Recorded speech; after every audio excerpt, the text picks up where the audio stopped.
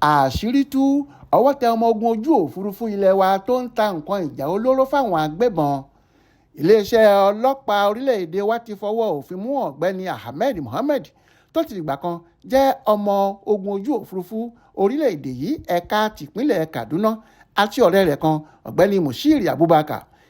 Ẹ̀sùn tí wọ́n kà sáwọn méjèèjì lẹ́sẹ̀ ni pé àwọn ni wọ́n ń ta ohun ìjà olóró fún àwọn onírúurú ikọ̀ agbébọn àtàwọn afẹ̀míṣòfò tó ń dá wàhálà sílẹ̀ ní ìpínlẹ̀ Zamfara. Aláròyé gbọ́ pé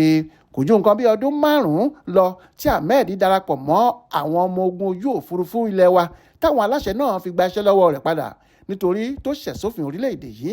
Látìgbà náà sì ni Ahmed tilẹ̀ dí àpò pọ̀ pẹ̀lú ọ̀rẹ́ rẹ̀ Abubakar táwọn méjèèjì sì ń ta ohun èlò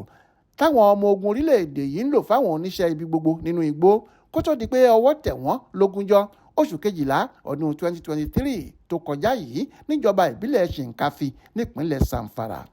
Ṣe ni Ahmed máa kó àwọn ohun èlò ọ̀hún fún ọ̀rẹ́ rẹ̀ ọ̀gbẹ́ni Abubakar tí ìyẹn á sì kó láti ìpínlẹ̀ Kaduna lọ fáwọn agbébọn ọ̀hún nínú igbó ní Zamfara. Lára àwọn ohun èlò àwọn ọmọ ogun orílẹ̀-èdè yìí táwọn ọlọ́pàá gbà lọ́wọ́ àwọn ọ̀daràn ọ̀hún lásìkò tí wọ́n ń kó lọ ní onírúurú aṣọ àwọn ọmọ ogun, fìlà, cardigan, ṣẹ́ẹ̀tì péńpé táwọn sọ́jà máa ń wọ̀ sábẹ́ aṣọ wọn, bẹ́líìtì sọ́jà àti bẹ́ẹ̀ bẹ́ẹ̀ lọ.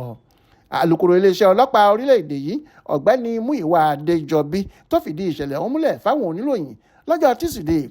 ọjọ́ 13 oṣù kejì ọdún 2024 yìí nílùú Àbújá tí ṣe olú ìlú ilẹ̀ wa sọ pé ní nǹkan bíi aago 12:30 ọ̀sán ogúnjọ́ oṣù kejìlá ọdún tó kọjá yìí ní ikọ̀ àwọn ọlọ́pàá kan ṣàkíyèsí pé ohun èlò àwọn ọmọ ogun orílẹ̀-èdè yìí kan làwọn oníṣẹ́ ibi ọ̀hún ń kó láti ìlú Kaduna lọ sí ìpínlẹ̀ Zamfara. Wọ́n béèrè ọ̀rọ̀ lọ́wọ́ àwọn méjèèjì ṣùgbọ́n wọn kò rí èsì gidi wí sí i ni wọ́n bá fọwọ́ òfin gbá wọn mú lójú ẹsẹ̀. Ìwádìí tá a ṣe nípa àwọn ọ̀daràn ọ̀hún ní ẹ̀rí tó dájú dáadáa wà pé ọjọ́ ti pẹ́ tí wọ́n ti ń ta àwọn ohun èlò ọ̀hún fáwọn agbébọn kan tó ń da àlàáfíà ìpínlẹ̀ Zamfara rú. Ọ̀kan pàtàkì lára àwọn oníṣẹ́ ibi tí wọ́n ń ta àwọn ẹrù òfin ọ̀hún fún ni ọ̀gbẹ́ni Bello Turji táwọn aláṣẹ ìjọba orílẹ̀-èdè yìí wá nítorí bó ṣe ń gbẹ̀mí àwọn aláìṣẹ̀ gbogbo láàrin ìlú. Ọmọ ojú ogun òfurufú ilẹ̀ wa ni ọ̀gbẹ́ni Ahmed Mohammed tẹ́lẹ̀,